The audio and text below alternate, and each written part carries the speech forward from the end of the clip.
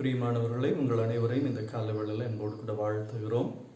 மீண்டும் ஒரு விசை இந்த கர்த்தருடைய நாளின் காலை ஆராதனையில் இந்த சமூக ஊடகத்தின் வழியாக உங்களை சந்திப்பதில் பெரும் மகிழ்ச்சி அடைகிறோம். இந்த நாளின் ஆராதனையை நாம் ஜெபித்து ஆரம்பம் செய்வோம். ஜெபம் செய்வோம். மாட்சிமை மகத்துவம் நிறைந்த பரிசுத்தமுள்ள நல்ல ஆண்டவரே, நீர் தந்திருக்கிற அந்த நல்ல புதிய வாரத்திற்காக நாங்கள் உமக்கு நன்றி செலுத்துகிறோம். கர்த்தருடைய ஆலயத்திற்கு போவோம் வாருங்கள் என்று சொல்லும் பொழுது அது எங்களுக்கு மகிழ்ச்சியாக இருந்தது ஆண்டவரே. இந்த நாளிலையும் அந்த மகிழ்ச்சியை நாங்கள் பரிபூர்ணமாக ஆண்டவரை நாங்கள் அனுபவிக்க முடியாத ஒரு சூழ்நிலையிலையும் உயிர்த்தெழுந்த ஆண்டவர் எங்களுடைய குடும்பங்களுக்குள்ளாக நீர் பிரசன்னராக இருக்கிறீர் என்கிற விசுவாசத்தோடு கூட இந்த காலையில் நாங்கள் உம்மை குடும்பமாக ஆராதிக்கிறோம்.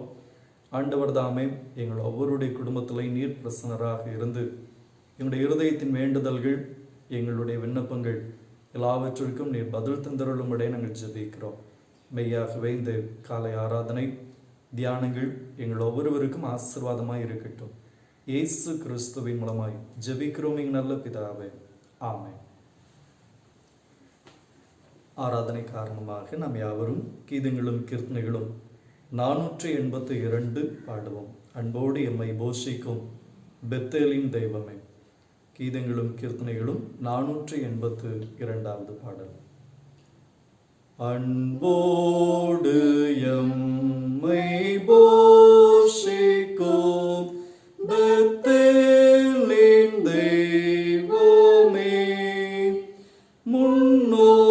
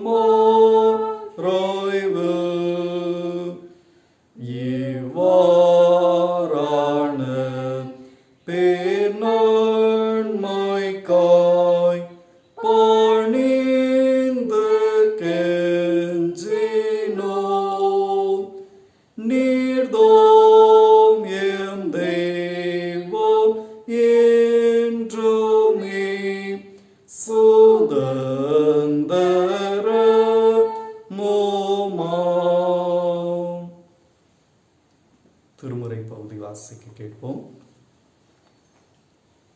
வாசிக்கும்படியாக குறிக்கப்பட்டுள்ள திருமுறை பகுதி பரிசுத்த லூக்கா எழுதின சுவிசேஷம் 24ஆம் அதிகாரம் 13ஆம் வசனம் முதல் 35ஆம் வசனம் முடிய. லூக்கா 24ஆம் அதிகாரம் 13ஆம் வசனம் முதல் 35ஆம் வசனம் முடிய. அன்றைய தினமே அவர்களில் 2 பேர் எருசலேமுக்கு 7 அல்லது 8 மைல் தூரமான எம்மாவு என்னும் கிராமத்துக்கு போனார்கள். போகையில் இந்த வர்த்தமானங்கள் யாவையும் குறித்து அவர்கள் ஒருவரோடொருவர் பேசிக் கொண்டார்கள். இப்படி அவர்கள் பேசி சம்பாஷித்து கொண்டிருக்கையில் இயேசுதாமே சேர்ந்து அவர்களுடனே கூட நடந்து போனார். ஆனாலும் அவரை அறியாதபடிக்கு அவர்களுடைய கண்கள் மறைக்கப்பட்டிருந்தது. அப்பொழுது அவர் அவர்களை நோக்கி, நீங்கள் துக்க முகமுள்ளவர்களாய் வழி நடந்து ஒருவருக்கொருவர் சொல்லிக் கொள்ளுகிற காரியங்கள் என்னவென்று கேட்டார். அவர்களில் ஒருவனாகிய கிளையோப்பா என்பவன் பிரதியுத்தரமாக, இந்நாட்களில் எருசலேமிலே நடந்தவைகளை அறியாதபடிக்கு நீர் அந்நியராய் இருக்கிறீரோ என்றான். அவர், எவைகள் என்றார். அதற்கு அவர்கள், நசரேயனாகிய இயேசுவை குறித்தவைகளே. அவர் தேவனுக்கு முன்பாகவும் ஜனங்கள் எல்லாருக்கு முன்பாகவும் செய்கையிலும் வாக்கிலும் வல்லமையுள்ள தீர்க்கதரிசியாய் இருந்தார். நம்முடைய பிரதான ஆசாரியரும் அதிகாரிகளும் அவரை மரண ஆக்கினைக்குட்படுத்தி சிலுவையில் அறைந்தார்கள். அவரை இஸ்ரவேலை மீட்டி ரட்சிப்பவர் என்று நாங்கள் நம்பியிருந்தோம். இவைகள் சம்பவித்து இன்று 3 நாளாகிறது. ஆனாலும் எங்கள் கூட்டத்தை சேர்ந்த சில ஸ்திரீகள் அதிகாலமே கல்லறையினிடத்திற்கு போய் அவருடைய சரீரத்தை காணாமல் திரும்பி வந்து, அவர் உயிரோடு இருக்கிறார் என்று சொன்ன தேவதூதரை தரிசித்தோம் என்று சொல்லி எங்களை பிரமிக்க பண்ணினார்கள். அப்பொழுது எங்களிலே சிலர் கல்லறையின் இடத்திற்கு போய் ஸ்திரீகள் சொன்னபடியே கண்டார்கள், அவரையோ காணவில்லை என்றார்கள். அப்பொழுது அவர் அவர்களை நோக்கி, தீர்க்கதரிசிகள் சொன்ன யாவையும் விசுவாசிக்கிறதற்கு புத்தி இல்லாத மந்த இருதயமுள்ளவர்களே, கிறிஸ்து இவ்விதமாக பாடுபடவும் தமது மகிமையில் பிரவேசிக்கவும் வேண்டியதில்லையா என்று சொல்லி மோசே முதலிய சகல தீர்க்கதரிசிகளும் எழுதின வேத வாக்கியங்கள் எல்லாவற்றிலும் தம்மை குறித்து சொல்லியவைகளை அவர்களுக்கு விவரித்து காண்பித்தார். அத்தருணத்தில் தாங்கள் போகிற கிராமத்துக்கு சமீபமானார்கள். அப்பொழுது அவர் அப்புறம் போகிறவர் போல காண்பித்தார். அவர்கள் அவரை நோக்கி, நீர் எங்களுடனே தங்கியிரும், சாயங்காலம் ஆயிற்று, பொழுதும் போயிற்று என்று அவரை வருந்தி கேட்டுக்கொண்டார்கள். அப்பொழுது அவர் அவர்களுடனே தங்கும்படி உள்ளே போனார். அவர்களோடே அவர் பந்தி இருக்கையில் அவர் அப்பத்தை எடுத்து ஆசிர்வதித்து அதை பிட்டு அவர்களுக்கு கொடுத்தார். அப்பொழுது அவருடைய கண்கள் திறக்கப்பட்டு அவரை அறிந்தார்கள். உடனே அவர் அவர்களுக்கு மறைந்து போனார். அப்பொழுது அவர்கள் ஒருவரையொருவர் நோக்கி, வழியிலே அவர் நம்முடனே பேசி வேத வாக்கியங்களை நமக்கு விளங்க காட்டின பொழுது நம்முடைய இருதயம் நமக்குள்ளே கொழுந்துவிட்டு எரியவில்லையா என்று சொல்லிக்கொண்டு அந்நேரமே எழுந்திருந்து எருசலேமுக்கு திரும்பி போய் 11 அவர்களோடு இருந்தவர்களும் கூடியிருக்க கண்டு, கர்த்தர் மெய்யாகவே உயிர்த்தெழுந்து சீமோனுக்கு தரிசனமானார் என்று அவர்கள் சொல்ல கேட்டு வழியில் நடந்தவைகளையும் அவர் அப்பத்தை பிட்கையில் தாங்கள் அவரை அறிந்து கொண்டதையும் விவரித்து சொன்னார்கள் என்பது. கர்த்தருடைய வார்த்தையை கேட்கும் முன்பதாக ஒரு விசை நாம் யாவரும் கண்களை மூடி நாம் ஜெபம் செய்வோம். இருதயத்தின் ஆழங்களை அறிந்திருக்கிற நல்ல ஆண்டவரே, எங்களுடைய இருதயத்தை உமக்கு நேராக நாங்கள் திருப்பி இருக்கிறோம். கர்த்தர் எங்களோடு கூட பேசும் ஆண்டவரே, எங்களுடைய இருதயம் உடைய வார்த்தைகளினாலே கொழுந்துவிட்டு எறிவதற்கு பரிசுத்த ஆவியானவருடைய செய்கை இந்த வேளையில் அது பலமாய் எங்களுடைய வாழ்க்கையில வெளிப்படுவதாக உடைய கரத்திலே நாங்கள் அர்ப்பணிக்கிறோம். ஆண்டவரே, மனித சத்தம் அல்ல, தெய்வத்தினுடைய சத்தம் மாத்திரம் எங்களுடைய செவிகளிலே துணிக்கட்டும். இயேசு கிறிஸ்துவின் மூலமாய் ஜெபிக்கிறோம் எங்கள் நல்ல பிதாவே, ஆமென். கிறிஸ்துவுக்குள் அன்பானவர்களே, கர்த்தராகிய இயேசு கிறிஸ்துவின் இன்ப நாமத்தினாலே உங்கள் அனைவரையும் இந்த புதியதொரு கர்த்தருடைய நாளிலே அன்போடு கூட வாழ்த்துகிறோம், வரவேற்கிறோம். இந்த நாளிலே நாம் சிந்திக்கும்படியாக நமக்கு கொடுக்கப்பட்டிருக்கிற தலைப்பு communion with the risen Christ in our daily life. உயிர்த்தெழுந்த கிறிஸ்துவை நம்முடைய அனுதின வாழ்க்கையில ஐக்கியப்படுதல். அன்பானவர்களை, இதற்கு ஆதாரமாக சிந்திப்பதற்கு தெரிந்து கொண்ட வேத வசனம் 23ஆம் சங்கீதம் 1ஆம் வசனம். தாவீது ராஜா விதமாக சொல்லுகிறார், கர்த்தர் என் மெய்ப்பராய் இருக்கிறார். கர்த்தர் என் மெய்ப்பராய் இருக்கிறார். உயிர்த்தெழுந்து கிறிஸ்து இன்றைக்கும் அவர் நம்மோடு கூட உறவாடி கொண்டிருக்கிறார், வாழ்ந்து கொண்டிருக்கிறார். இந்த ஜீவனோடு கூட இருக்கிற கடவுளோடு, கிறிஸ்துவோடு நமக்கு உண்டான ஐக்கியம் எப்படிப்பட்டது, அதை தான் இந்த காலவெளியில் நாம் சிந்திக்க போகிறோம்.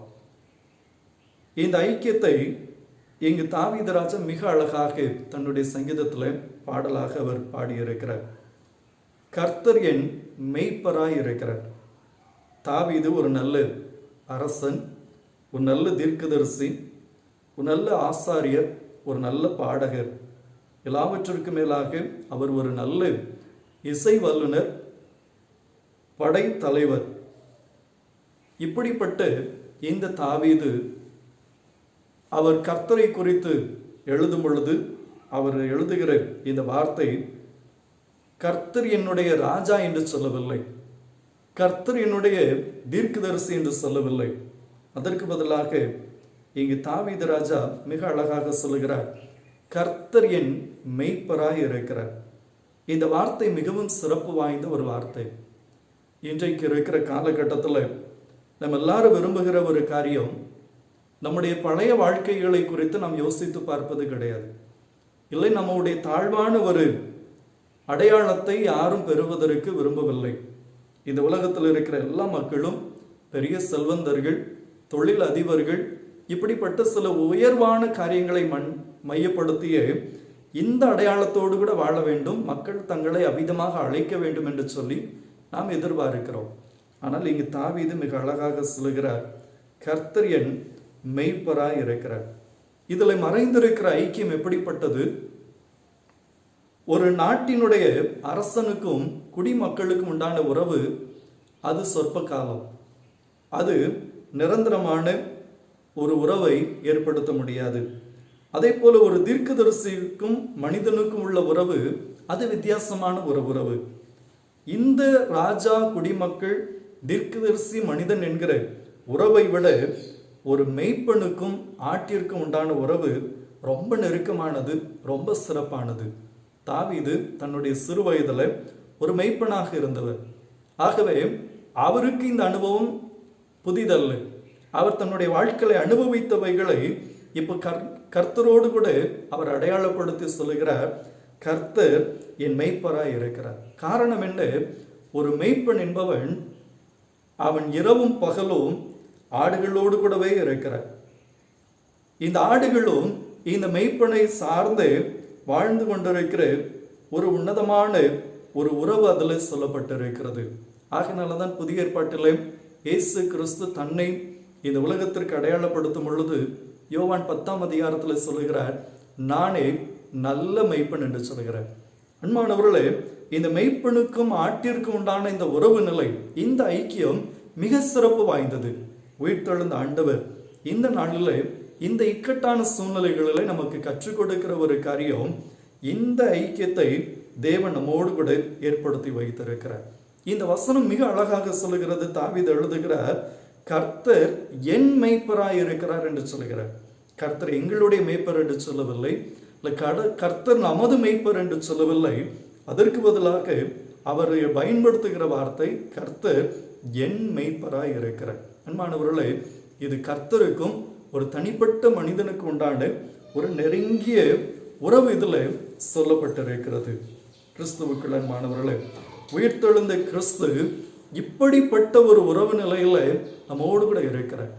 எப்படி ஒரு மெய்ப்பனுக்கு சொந்தமான 100 ஆடுகள் இருக்கலாம், 1000 ஆடுகள் இருக்கலாம், அவ்வளவு பெரிய மந்தை இருந்தாலும் அந்த மெய்ப்பனுடைய ஒரு சிறப்பு தன்மை என்னவென்று சொன்னால், தன் மந்தையில் இருக்கிற ஒவ்வொரு ஆட்டையும் அவர் தனிப்பட்ட விதத்தில் அறிந்திருக்கிறார். இந்த ஒவ்வொரு ஆடுகளும் தன்னுடைய மெய்ப்பன் யார் என்பதை அது தெளிவாக அறிந்திருக்கிறது. ஆகவே இந்த மெய்ப்பனுடைய சத்தம் அல்லாமல் வேறு யாரு போய் இந்த ஆடுகளை நாம் அழைத்தாலும் அந்த ஆடுகள் அவர்களுக்கு செவி கொடுப்பதில்லை. யோவான் 10ஆம் அதிகாரத்திலையும் இயேசு கிறிஸ்து அதை மிக அழகாக தெளிவுபடுத்துகிறார். ஆகவே இந்த மெய்ப்பனுக்கும் இந்த ஆடுகளுக்கும் உண்டான இந்த உறவு, இது தனிப்பட்ட ஒரு உறவை இங்கு சொல்லப்பட்டிருக்கிறது.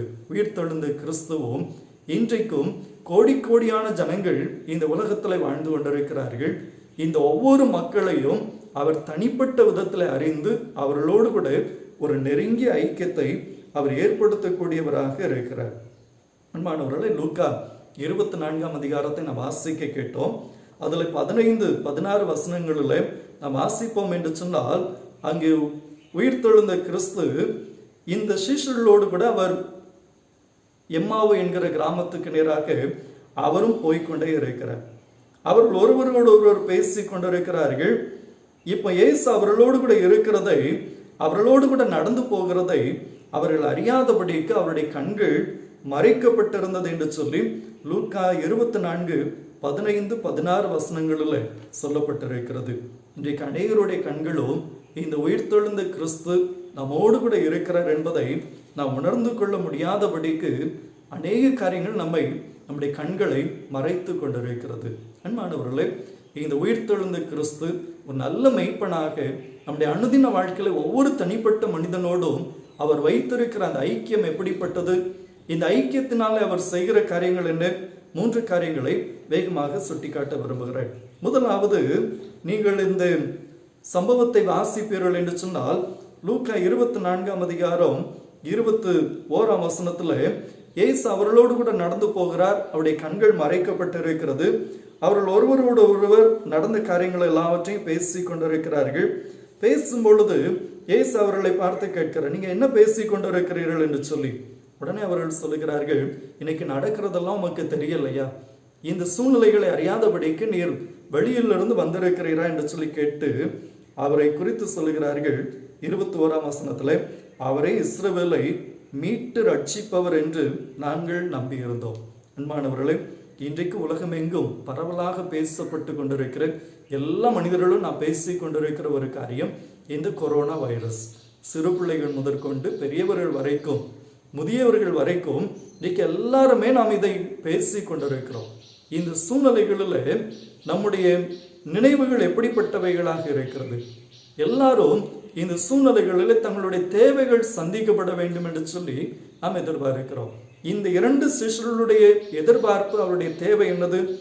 இந்த இயேசுதான், இந்த கிறிஸ்து தான் எங்களை இஸ்ரவேலை மீட்டு ரட்சிப்பவர் என்று சொல்லி நாங்கள் நம்பி இருந்தோம். ஆனால் எங்களுடைய நம்பிக்கை இன்றைக்கு பொய்யாய் போய்விட்டது என்று சொல்லுகிற ஒரு எதிர்மறையான ஒரு பதிலை அவர்கள் சொல்லுகிறதை நான் காணலாம்.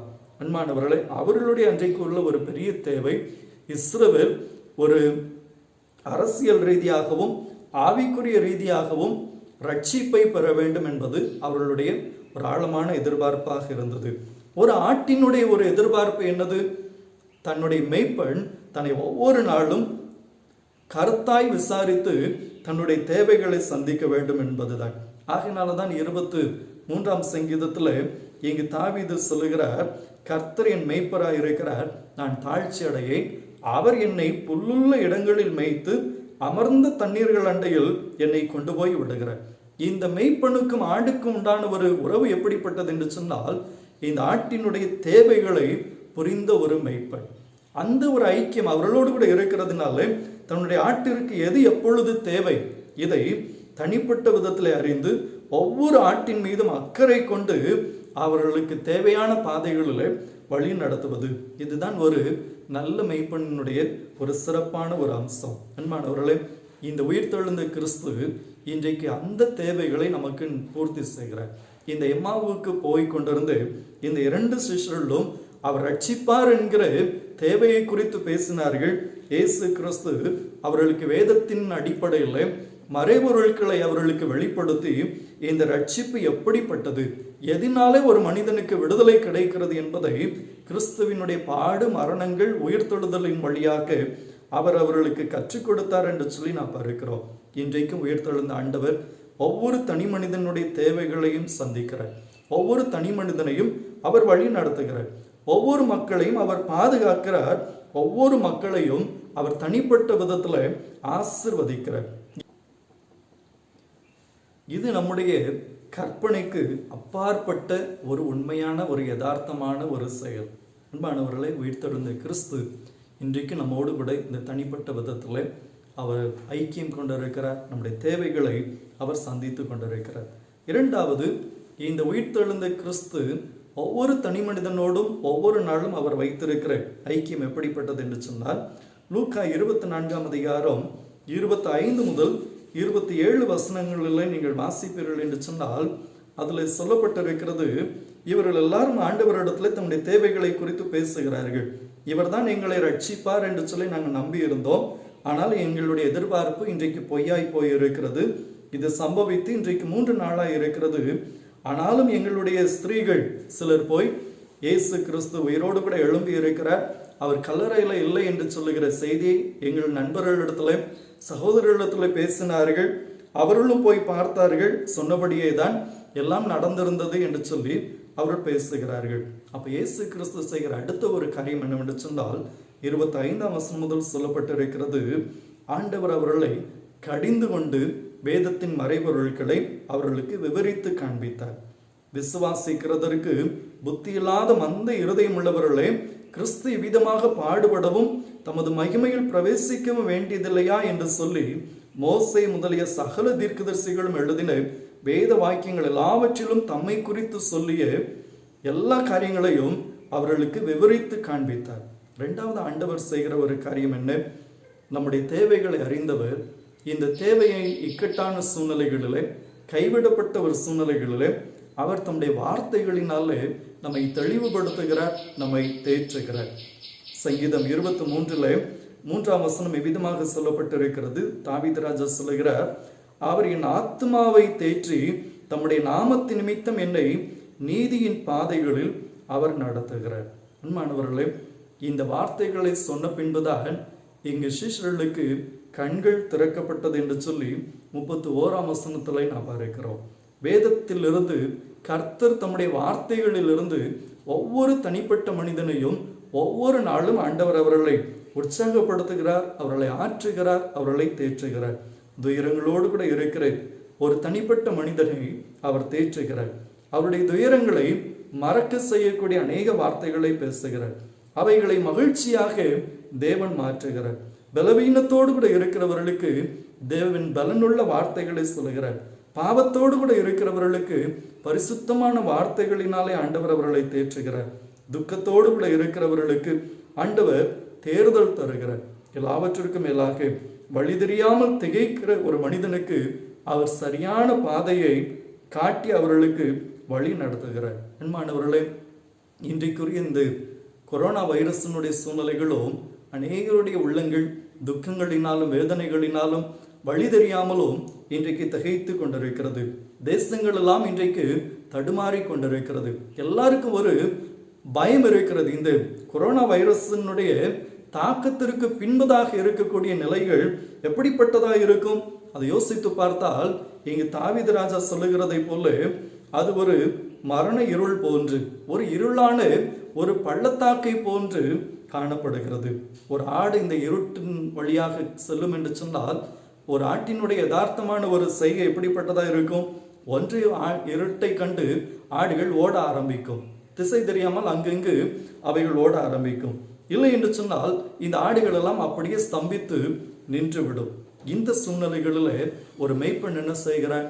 இந்த ஆடுகளின் மீது அக்கறை கொண்டு ஒரு நல்ல தலைவன் என்ன செய்கிறான்? அவர்களுக்கு முன்பதாக சென்று இல்லை அவர்கள் பின்பதாக இருந்து இந்த இருளின் பாதைகளில் அவர் வழி நடத்தக்கூடியவராக இருக்கிறார். அப்பேற்பட்ட சூழ்நிலையில இந்த மெய்ப்பனினுடைய பிரசனம் எவ்வளவு முக்கியமோ அதே போலதான் இந்த இக்கட்டான சூழ்நிலைகளில் ஒரு நல்ல மெய்ப்பனாக உயிர்த்தெழுந்த கிறிஸ்து நம்மோடு கூட இருந்து இந்த வேதத்தின் மூலம் கர்த்தர் கொடுத்துள்ள இந்த வாக்குறுதிகளினாலே, வாக்கு தத்தங்களினாலே நம்மை ஆற்றுகிறார், தேற்றுகிறார். இந்த 5வது மாதமும் ஒருவேளை நமக்கு ஒரு பயம் நிறைந்தவைகளாக இருக்கலாம். நமக்கு எதிர்பார்த்தவைகள் நடக்க முடியாமல் சோர்ந்து போகக்கூடிய ஒரு சூழ்நிலையில நாம் இருக்கலாம். ஆண்டவர் இந்த நாளில் தம்முடைய வார்த்தைகளினால நம்மை தேற்றுகிறார். தம்முடைய பாதைகளை ஆண்டவர் நமக்கு வெளிப்படுத்துகிறார். ஆகவே இந்த உயிர்த்தெழுந்த கிறிஸ்து ஒரு நல்ல மெய்ப்பனாக இன்றைக்கு ஒவ்வொரு மனிதனோடு கூட அவர் தேற்றுகிற ஒரு தெய்வமாக அவர் செயல்பட்டு கொண்டிருக்கிறார். நம்முடைய தேவைகளை சந்திப்பது மாத்திரமல்ல, வழி தெரியாத நேரங்களில் அவர் நம்மை ஆற்றி தேற்றி நமக்கு ஒரு நல்ல சரியான பாதையை அவர் காட்டுகிற ஒரு தேவனாக இருக்கிறார். 3வது, இந்த உயிர்த்தெழுந்த கிறிஸ்து அவரோடு கூட உள்ள ஐக்கியம் நமக்கு கொடுக்கிற வாழ்வு எப்படிப்பட்டது என்று சொன்னால், நீங்கள் 23ஆம் சங்கீதம் 5-6 வசனங்களிலே வாசித்தால், என் சத்துருக்களுக்கு முன்பாக நீர் எனக்கு ஒரு பந்தியை ஆயத்தப்படுத்தி என் தலையை எண்ணெயால் அபிஷேகம் பண்ணுகிறேன், என் பாத்திரம் நிரம்பி வழிகிறது, என் ஜீவனுள்ள நாளெல்லாம் நன்மையும் கிருபையும் என்னை தொடரும், நான் கர்த்தருடைய வீட்டிலே நீடித்த நாட்களாய் நிலைத்திருப்பேன். அன்பானவர்களே, இங்கு தாவீது கர்த்தருடைய வீடு என்கிறதை சொல்லுகிறார். இந்த கர்த்தருடைய வீட்டில் நான் நீடித்த நாட்களாய் நிலைத்திருப்பேன். என்னுடைய எதிராளிகளுக்கு முன்பதாக அவர் எனக்கு ஒரு விருந்து ஆயத்தப்படுத்துகிறார். என்னுடைய தலையை அவர்களுக்கு முன்பதாக எண்ணெயினாலே அபிஷேகம் பண்ணுகிறார், என் பாத்திரத்தை அவர் நிரம்பி வழிய பண்ணுகிறார் என்று சொல்லுகிறார்.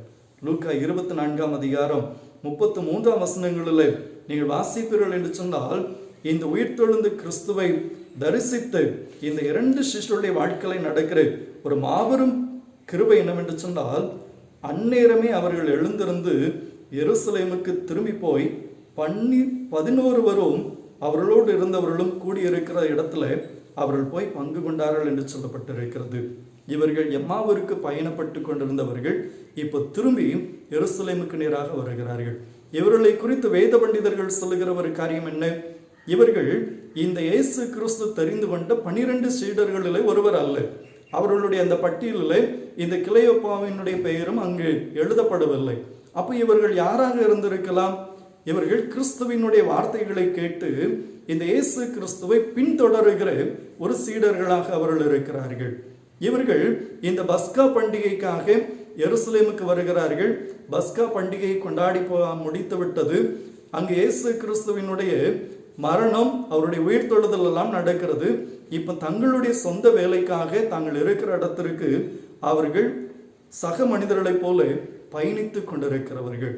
அவர்களோடு கூட தான் இயேசு கிறிஸ்து ஐக்கியம் கொண்டு இப்ப அவருடைய வாழ்க்கையினுடைய எதிர்காலத்தை அவர் திசை திருப்புகிறார். அவர்கள் தங்களுடைய அனுதின வாழ்க்கைக்கு திரும்புவதல்ல, இந்த உயிர்த்தெழுந்த கிறிஸ்து அவர்களை ஒரு உயர்வான வாழ்க்கைக்கு நேராக வழி நடத்துகிறார். அன்பானவர்களே, ஆகவே உயிர்த்தெழுந்த கிறிஸ்து இன்றைக்கு நம்மோடு கூட வைத்திருக்கிற இந்த உறவு நம்மை அழிவுக்கு நேராக அல்ல, நம்மை உயர்வுக்கு நேராக தேவன் நமக்கு ஏற்படுத்தி வைத்திருக்கிறார். 1 சாமுவேல் 16ஆம் அதிகாரம் 1 முதல் 13 வசனங்களில் நாம் வாசிப்போம் என்று சொன்னால், கர்த்தர் தாவீதை தெரிந்து கொண்ட சூழ்நிலை, அந்த சரித்திரம் அங்கு எழுதப்பட்டிருக்கிறது. அங்கு சாமுவேல் ஒரு விருந்துக்கு அழைக்கிறார். அங்கு ஈசாயினுடைய குடும்பமும் அழைக்கப்பட்டிருக்கிறது. ஆனால் அந்த நாளினுடைய விருந்துக்கு கூட தாவீது அழைக்கப்படவில்லை.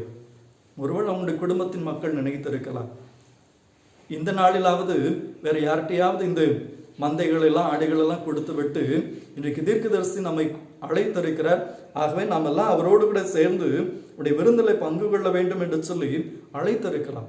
ஆனால் அந்த குடும்பத்தின் பிள்ளைகள் தாவீதை ஒரு பொருட்டாக நினைக்கவில்லை. தாவீது குடும்பத்தினால மறக்கப்பட்ட, வெறுக்கப்பட்ட ஒரு சூழ்நிலைகளில் ஆடுகளுக்கு பின்னாக கடந்து போய் கொண்டிருந்தவன். ஆனால் கடவுளுடைய திட்டம் என்ன? அன்றைக்கு அந்த விருந்தினுடைய நோக்கமே கர்த்தர் தாவீதை ராஜாவாக தெரிந்தெடுத்திருக்கிறார். ஆகவே தான் இங்கு தாவீது மிக அழகாக சொல்லுகிறார், என் சத்துருக்களுக்கு முன்பாக நீர் எனக்கு ஒரு விருந்தை ஆயத்தப்படுத்தி என் தலையை எண்ணெயினாலே அபிஷேகம் பண்ணுகிறேன். இந்த ஆடுகளுக்கு பின்னாக போய்கொண்டிருந்த இந்த தாவீதை கர்த்தர் ஒரு ராஜாவாக உயர்த்தினார். அன்பானவர்களே, பொதுவாக குடும்பத்தில் கடைசி பிள்ளைகள் என்று சொன்னால் அவர்கள் எல்லாருக்கும் செல்ல பிள்ளைகளாக இருப்பார்கள். ஆனால் தாவீதினுடைய சூழ்நிலை என்ன? எல்லாரும் வெறுக்கக்கூடிய ஒரு எதிர்மறையான ஒரு வாழ்க்கை. இந்த சூழ்நிலையில தான் கர்த்தருடைய ஐக்கியம், கடவுளுடைய உறவு அவனுக்கு எப்படிப்பட்டதாக இருந்தது என்று சொன்னால், அவனை அழிவுக்கு நேராக அல்ல, அவனை உயர்வுக்கு நேராக வழி நடத்தினது. அன்பானவர்களே, ஒவ்வொரு ஆட்டை குறித்தும் ஒரு நல்ல மெய்ப்பெண்ணுடைய எதிர்பார்ப்பு, தன்னுடைய ஆடு இந்த உலகத்துல மற்ற ஆடுகளை காட்டிலும் மதிப்பு மிகுந்தவைகளாக இருக்க வேண்டும், விலை உயர்ந்தவைகளாக இருக்க வேண்டும் என்று சொல்லிதான் அவர்களை ஒவ்வொரு நாளும் பராமரிக்கிறார். அதே போலதான் உயிர்த்தெழுந்த கிறிஸ்துவும் நீங்களும் நானும் இந்த உலகத்துல மதிப்பு மிக்கவர்களாக இருக்க வேண்டும். எல்லாவற்றிற்கு மேலாக கர்த்தருடைய வீட்டில் நாம் என்றென்றைக்கும் நிலைத்திருக்க வேண்டும். கர்த்தருடைய வீடு என்பது பரலோகம் என்று சொல்லி நாம் பார்க்கிறோம். யோவான் 10ஆம் அதிகாரத்தில் நாம் பார்க்கும் பொழுது இந்த ஆடுகளுக்கு இந்த நல்ல மெய்ப்பெண் கொடுக்கிற ஒரு காரியம், அவைகள் என் சத்தத்திற்கு செவி கொடுக்கும், நான் அவைகளுக்கு நித்திய ஜீவனை கொடுப்பேன் என்று சொல்லி ஆண்டவர் வாக்கு பண்ணுகிறார். ஆகவே இந்த பரலோகத்தை கொடுப்பதுதான் இந்த கிறிஸ்துவினுடைய ஐக்கியத்தினாலே நமக்கு கிடைக்கிற ஒரு மாபெரும் உயர்வு. இந்த மேலானவைகளை நினைத்து நம்முடைய வாழ்க்கையை நாம் கடந்து செல்ல வேண்டும். இந்த வெறுக்கப்பட்ட, மறுக்கப்பட்ட சூழ்நிலையிலிருந்து தாவீதுக்கு உயர்வை கொடுத்த ஆண்டவர் இந்த சாதாரண ஒரு கிறிஸ்துவை பின்தொடர்கிறவர்களாக இருந்து இந்த 2 சிஷ்யர்களையும் ஆண்டவர் சரித்திரம் படைக்கிறவர்களாக அவர் உயர்வுக்கு நேராக வழி நடத்தினார். ஆகவே இந்த இக்கட்டான சூழ்நிலைகளிலேயும் கர்த்தர் நமக்கு தருகிற ஒரு வாக்கு தத்துவம், ஒரு ஆலோசனை, ஒரு ஆசீர்வாதமான ஒரு வார்த்தை, இந்த சூழ்நிலைகள் நம்மை அழிவுக்கு நேராக அல்ல, இது நம்மை ஒரு உயர்வுக்கு நேராக வழிநடத்தக்கூடியது. நாம் செய்ய வேண்டிய ஒரு காரியம், கர்த்தரின் மெய்ப்பராய் இருக்கிறார் என்று சொல்கிறேன். இந்த ஆட்டுக்கும் இந்த மெய்ப்பனுக்கு உண்டான உறவை போல நாம் இந்த நல்ல மெய்ப்பனாம் இயேசு கிறிஸ்துவை, ஜீவனோடு கூட இருக்கிற ஆண்டவரை, அந்த உறவில் நாம் நம்மை ஐக்கியப்படுத்திக் கொள்வோம். அதில் நாம் நம்பிக்கையோடு கூட முன்னேறுவோம். கர்த்தருடைய ஆசீர்வாதங்களை நாம் சுதந்திரித்துக் கொள்ளுவோம். உயிர்த்தெழுந்த கிறிஸ்து நல்ல மெய்ப்பனாக நம்முடைய அனுதின வாழ்க்கையில் நம்மிடத்துல ஒரு ஐக்கியத்தை ஏற்படுத்தி இருக்கிறார். இந்த ஐக்கியத்தினாலே ஆண்டவர் நம்முடைய தேவைகளை சந்திக்கிறார். நம்முடைய இக்கட்டான சூழ்நிலைகளில் நம்மை தேற்றுகிறார். எல்லாவற்றிற்கும் மேலாக நம்மை உயர்வுக்கு நேராக வழி நடத்துகிறார். ஆகவே இந்த உயர்வையும் ஆசீர்வாதங்களையும் நாம் பெற்றுக்கொள்வோம். கர்த்தர் நம் ஒவ்வொருவரையும் ஆசீர்வதிப்பாராக. ஆமென். ஜெபம் செய்வோம். நல்ல மெய்ப்பனாக எங்களுடைய வாழ்க்கை எங்களோடு கூட பயணம் செய்து கொண்டிருக்கிற நல்ல ஆண்டவரே, இந்த புதிய மாதம், இந்த 5வது மாதம் ஒரு எதிர்பார்ப்புகளோடு கூட நாங்கள் துவைக்கணும். எங்களுடைய சூழ்நிலைகள் எல்லாம் எங்களுக்கு எதிரானவைகளை போல காட்சி கொடுத்து கொண்டிருக்கிறது. இந்த சூழ்நிலைகளில் கர்த்தர் எங்களோடு கூட நீர் செய்ய விரும்புகிற காரியம், நீர் எதை செயல்படுத்தி கொண்டிருக்கிறீர் என்பதையும் நாங்கள் கற்றுக்கொள்வதற்கு எங்களுக்கு நீர் உதவி செய்திருக்கிறீர் சாமி. இந்த காலவேளையில் இந்த நல்ல வார்த்தைகளினாலே எங்களுடைய ஆத்மாவை ஆண்டவர் தேற்றி இருக்கிறீர். இந்த இக்கட்டான சூழ்நிலைகளில் எங்களுடைய தேவைகளை நீர் மாத்திரம்தான் சந்திக்க முடியும் என்பதை எங்களுக்கு தெளிவுபடுத்தி இருக்கிறீர். எல்லாவற்றிற்கும் மேலாக கர்த்தருடைய வீட்டில் நாங்கள் நீடித்த நாட்களாய் நிலைத்திருக்கக்கூடிய ஒரு உயர்வுக்கு நேராக ஆண்டவர் எங்களை வழிநடத்தி கொண்டிருக்கிறேன். நான் உபத்திரவப்பட்டது நல்லது, அதனால் உம்முடைய பிரமாணங்களை கற்றுக்கொள்கிறேன் என்று சொன்ன வார்த்தையின்படியே இந்த நாட்களிலேயும் கர்த்தர் எங்களுக்கு கற்றுக் கொடுத்திருக்கிறவைகளை நாங்கள் தெளிவாய் புரிந்து கொள்வதற்கும் எங்களை சரி செய்து கொள்வதற்கும் இந்த நல்ல மெய்ப்பனோடு கூட உள்ள இந்த ஐக்கியத்தை புதுப்பித்துக் கொள்வதற்கும் ஒவ்வொரு நாளும் இந்த உறவு நிலைகளில் நாங்கள் முன்னேறி செல்வதற்கும் கர்த்தர் எங்களுக்கு நீர் கிருபை தந்தருளும்படி நாங்கள் ஜெபிக்கிறோம். ஆண்டவரே, உலகம் எங்கும் இருக்கிற எல்லா மக்களுக்காக உடைய சமூகத்தில் நாங்கள் ஜெபிக்கிறோம். எல்லா அரசாங்கங்களுக்காக உடைய சமூகத்தில் நாங்கள் ஜெபிக்கிறோம். ஆண்டவரே, இந்த இருள் நிறைந்த பள்ளத்தாக்கின் வழியில் நாங்கள் கடந்து செல்லும் பொழுது நீர் எங்களுக்கு ஒரு நல்ல மெய்ப்பனாக இந்த இருளை வெளிச்சமாக நீர் மாற்றுகிறீர் சாமி. செம்மையானவர்களுக்கு இருளிலே வெளிச்சம் உண்டா இருக்கும் என்று சொல்லி நீர் வாக்கு பண்ணி இருக்கிறவர். ஆகவே கர்த்தர் என் மெய்ப்பன் என்று சொல்லுகிறேன். ஒவ்வொரு பிள்ளைகளுக்கும் ஆண்டவர் ஒரு நல்ல திறந்த வாசலை நீர் ஏற்படுத்தி இருக்கிறதற்காக உமக்கு ஸ்தோத்திரம். இந்த நல்ல ஆரோக்கியமான சுபிட்சமான நல்ல வாழ்வை பெற்றுக்கொள்வதற்கு நீங்க உதவி செய்யுங்க ஆண்டவரை. இந்த நாளிலையும் எங்களுடைய சேகரத்தினுடைய ஒவ்வொரு கிராமங்களுக்காக உடைய சமூகத்தில் நாங்கள் ஜெபிக்கிறோம்.